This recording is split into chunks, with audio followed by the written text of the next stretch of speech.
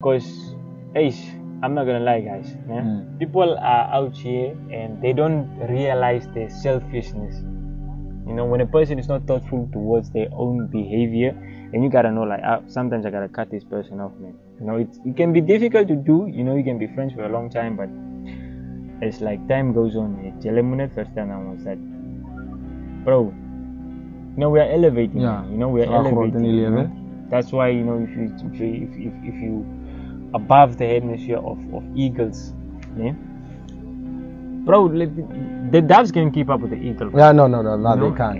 And the too much pressure. And the eagle is not thinking about the cons down there, no, bro. So, like I said, you know, like I said, on Spoonet first time, yeah? And we must always like appreciate, you know, just like, okay, let me make quite an example, you know.